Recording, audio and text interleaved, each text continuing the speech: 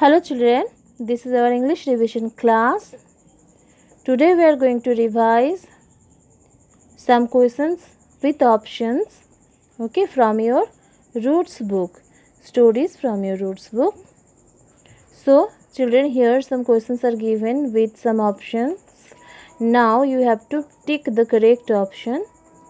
So let's read the questions. Number 1, the student requested his teacher to give him.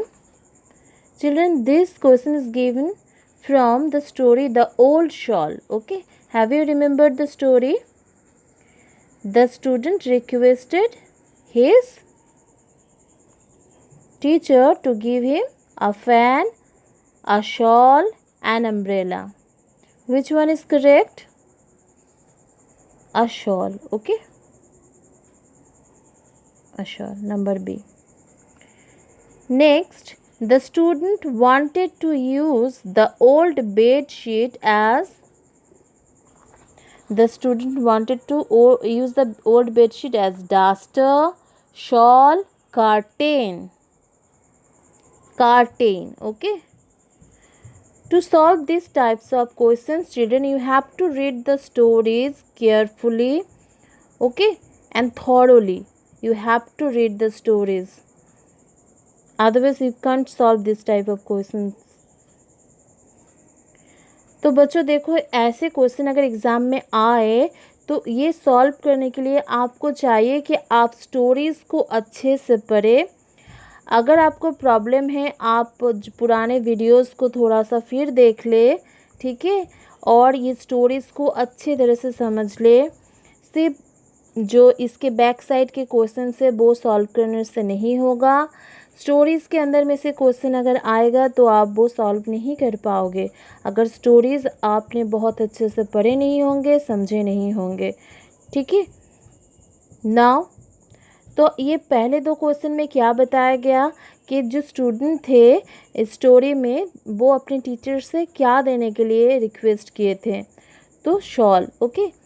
And the next question क्या पूछ रहे कि old bedsheet से वो क्या बनाने चाहते थे, curtain. Okay. Third, Farida collected the squashed tomatoes for the crows. Okay. Sparrows नहीं, कैट्स नहीं, क्रोज. क्रोज के लिए स्क्वेस्ड टमाटोज लिए थे. फरीदा's mother gave her biscuits, fish और uncooked rice. बिस्किट्स नहीं, फिश नहीं, क्या दिए थे फरीदा की मम्मी फरीदा को? Uncooked rice. Okay. The shoemaker and his wife were very rich और पुअर. बोलो कैसे थे एट द बिगिनिंग? बोलो कैसे थे? Poor. Okay. The shoemaker and his wife gifted the elves clothes, toys और स्वीट्स. सो चिल्ड्रन, क्या दिए थे एल्व्स को? उन्होंने क्लोथ्स, टॉयज या फिर स्वीट्स. उन्होंने क्लोथ्स दिए थे और शूज़ दिए थे. ठीक है. तो यहाँ पे क्लोथ्स होगा correct option. Next, master Geppetto was an old painter, carpenter और शू मेकर. तो ये जो स्टोरी है ये पिनोकियो का है. तो आप लोग ने पढ़े ही होंगे इसको. I repeat children, you have to read the stories thoroughly word to word. Okay. So Geppetto कौन थे? पेंटर थे, कारपेंटर थे या फिर शू मेकर थे? Carpenter. Okay. Now the next page. Number 8. Master Antonio gave Geppetto a pair of shoes, a pair of glasses और a block of wood. Master Antonio ने क्या दिए थे जेपेटो को? क्या गिफ्ट किए थे?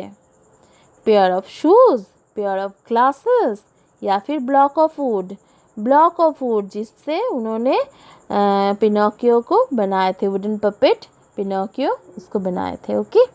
Pinocchio was a very dash puppet. Which kind of puppet was Pinocchio? Was Pinocchio good, naughty or well behaved? Well behaved means very good. Okay. So You know, Pinocchio was very naughty puppet, okay? So, naughty is the correct option.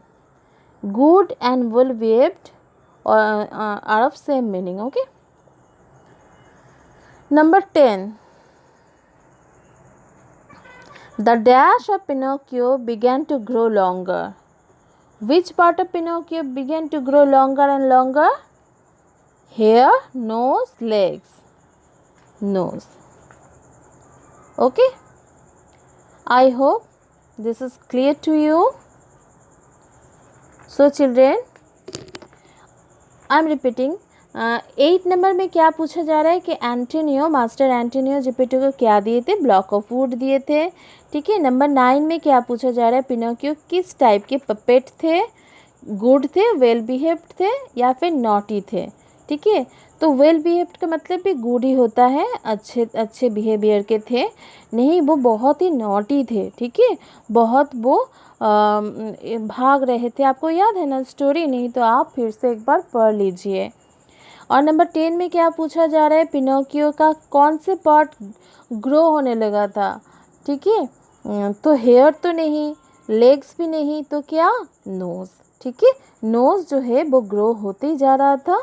तो so children, this are the questions with options and you have to take the correct option. Now you write this all in your copy and read. Okay, so thank you.